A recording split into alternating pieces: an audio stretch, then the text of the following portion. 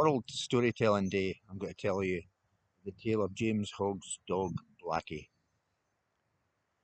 When I first saw my dog, Blackie, he was being dragged by an ill-natured drover, a scoundrel with a mark on his face like a footprint.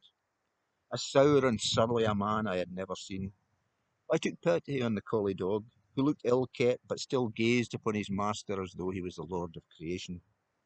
I paid the owner, eliciting as I did the unwelcome news that the dog had suffered a childhood disease, as a result of which he was half deaf, and took the little fellow away, given the circumstances of his early life, with no great expectations of him mastering the skill expected of the noble border collie. I paid 6 shillings, and never has money been so well spent.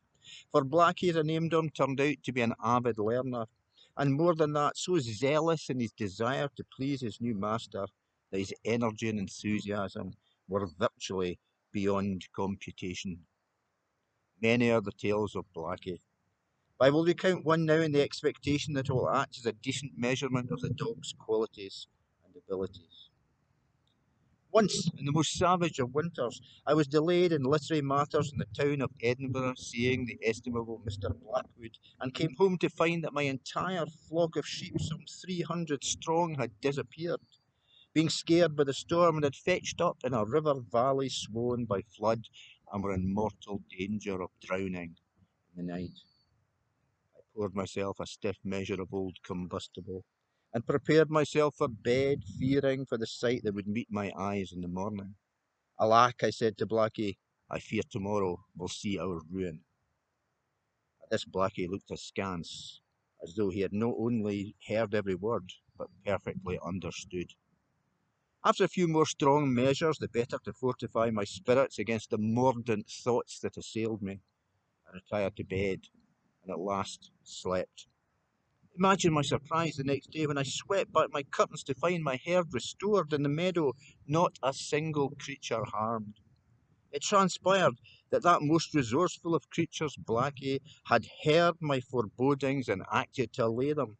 Building rafts from fallen trees and lashing them together with stout hemp rope, he had rowed the whole herd to safe high ground.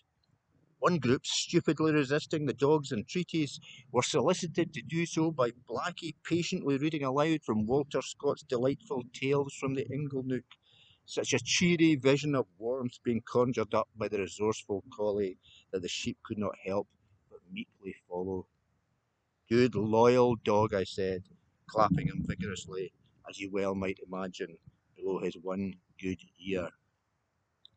A second tale involving Blackie, which has hitherto gone unheard, has its origins in that wretched time when I was owner of Mitchell Slacks, a small steading in Nithsdale.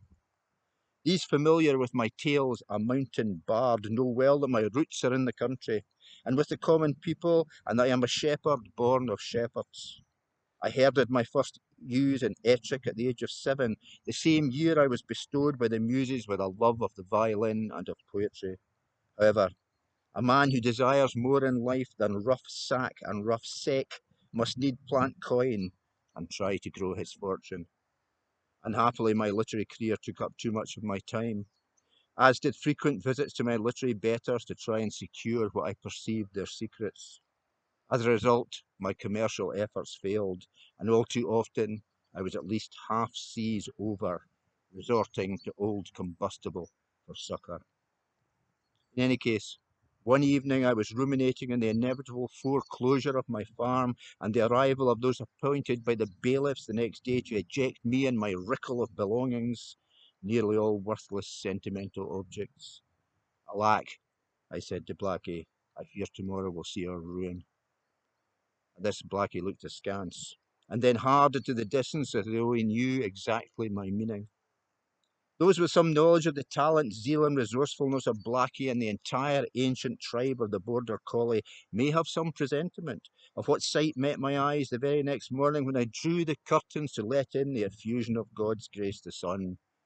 For there, on the table, was 400 guineas in brand new notes, signed and certified by the Clydesdale Bank of Commercial Street in the port of Leith. It transpired that Blackie had, upon receiving my dire words the previous evening, run the length of the Mennock Pass and over the Pentland Hills to rob the bank.